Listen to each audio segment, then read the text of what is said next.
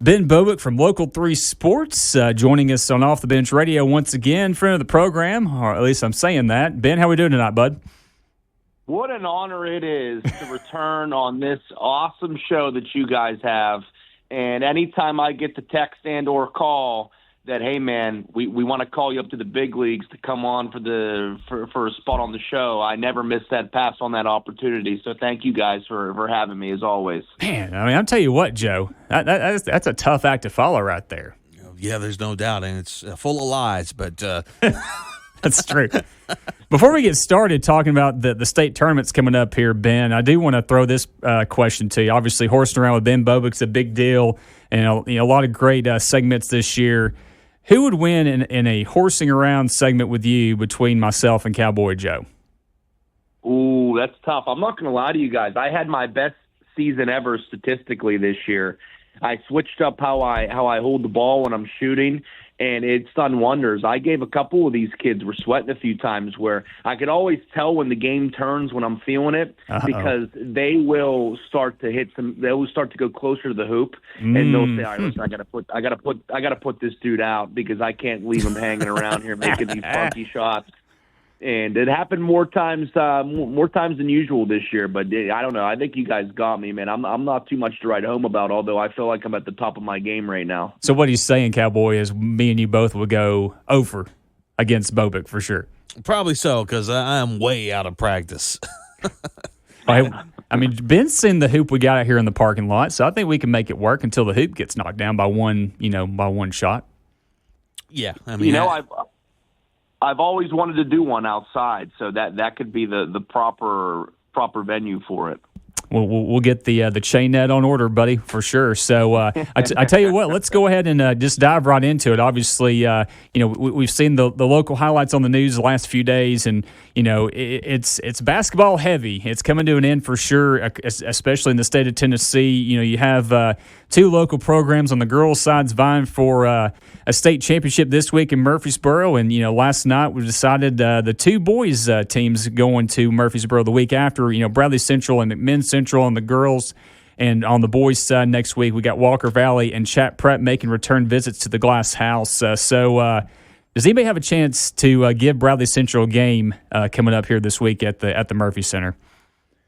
I've been hearing a lot of talks throughout throughout my travels over the area these past few weeks, and people were talking up this Bearden team. Like Bearden is the team this year that could potentially knock off Bradley Central, and that was the first thing I looked at in the bracket. I'm like, okay, where's Bearden at?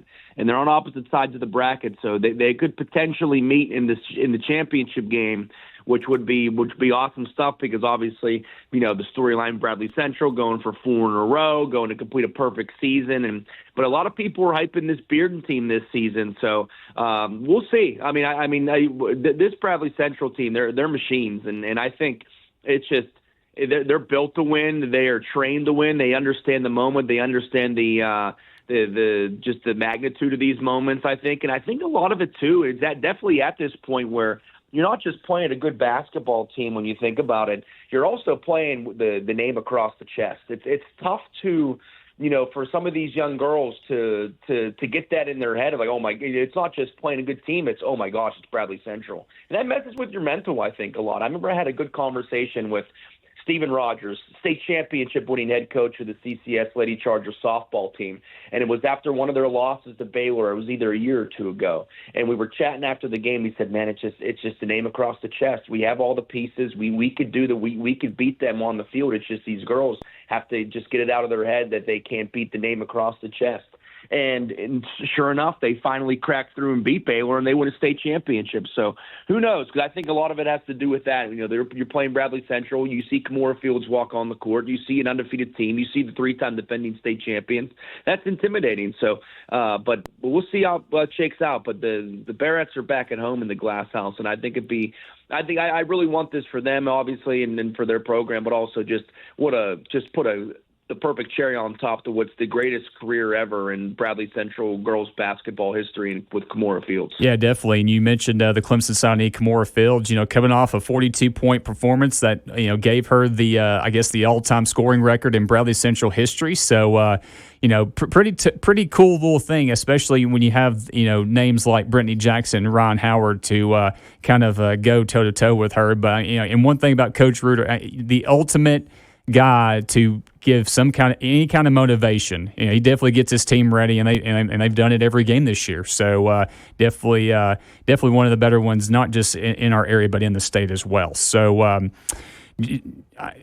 I guess we'll throw it over to the boys' side for next week here, Ben, as well. So talking about Chat Prep looking to go 3 in a row. I guess just like Bradley Central, is there anybody standing in their way?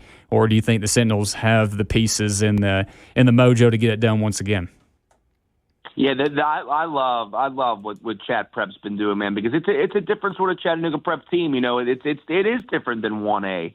They were tested a little bit more this year, and what I mean by tested, you look at their schedule, you look at their record, it's like, whoa, how'd they get here? But then, they played a lot of tough competition throughout the season, and they had their share of adversity as well, with some injuries going down. You bring some new players in, and you try to get them up to speed and whatnot. But I was at their game last night against Unicoi County, and Unicoi went up 6-0. I'm thinking like, oh man, if they shoot like this, and then before I even said anything, boom, it was 8-6, and then Chattanooga Prep dunks it three straight times in a row coming down. I'm like, well, there goes any chance of that, man. They were putting on a show in the lab last night, as they often do, and so I think it's I'm really looking forward to seeing how they compete on a state level in the 2A classification, because they may not have saw it, at least locally. Tyner obviously is a good program, but they were obviously able to beat them a few times this season and punch their ticket. But now you get to the Final 8 and beyond,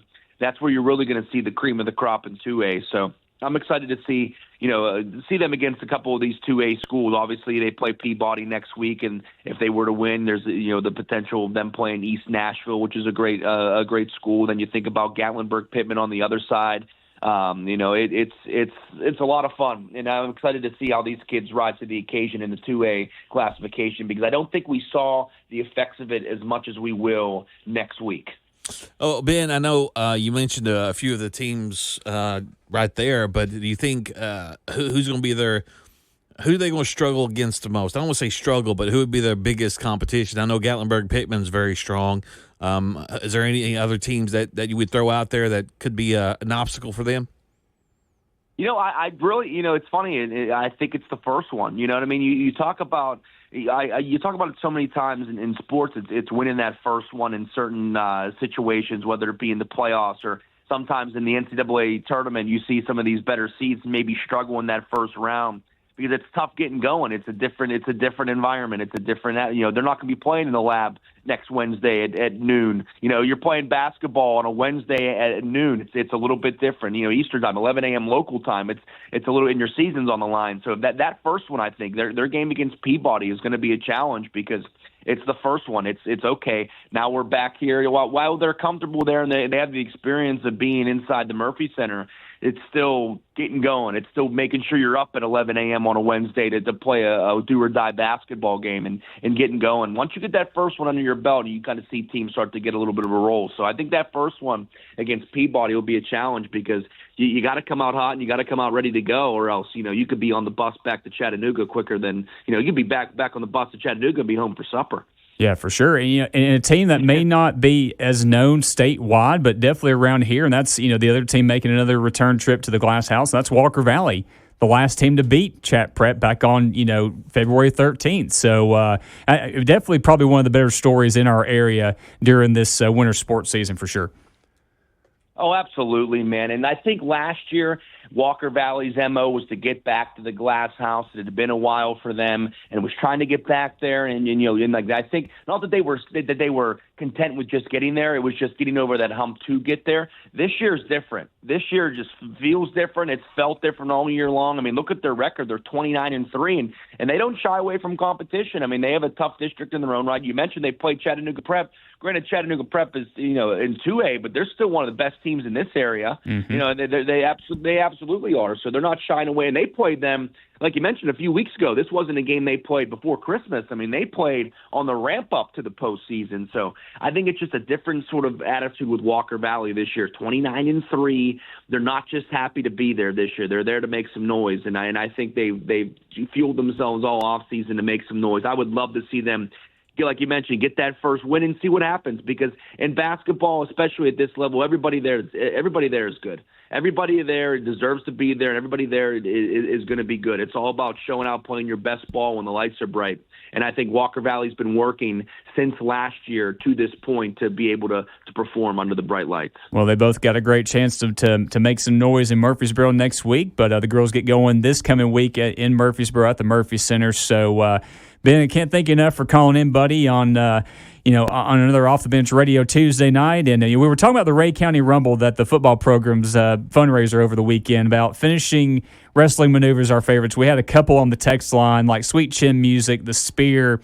You're one of our also wrestling fans in the Chattanooga area. Well, what's the go-to finishing maneuver for Ben Bobick in the world of professional wrestling? Man, that's such a good one. That's such a good question, because there's so many running through my mind right now. But I gotta go. I think I gotta go with my man Sting, the Scorpion Death Drop, the inverted DDT. It's different, it's unique, and it's deadly. I mean, you think you want to go, head first into the mat, but when the Stinger drops you on the back of your dome on the canvas, that's a easy 1, 2, 3. So give me the Scorpion Death Drop. On that lovely, I not a bad one. That's a good one for sure. Well, Ben, can't thank you enough, buddy, and we'll do it in studio again sometime soon. How about that? Let's do that soon. Yeah, let's do it soon, man. Hitting the road to Nashville tomorrow. So anybody that's listening, we'll have live coverage from the SEC tournament starting on Local 3 tomorrow at 4. We'll see how the Vols do, and we're gonna hit the trail on March Madness. But I look forward to seeing you guys soon. The best time of year. I love it. Thanks again, Ben. Appreciate it. Thanks, Ben. See you guys. Thank you.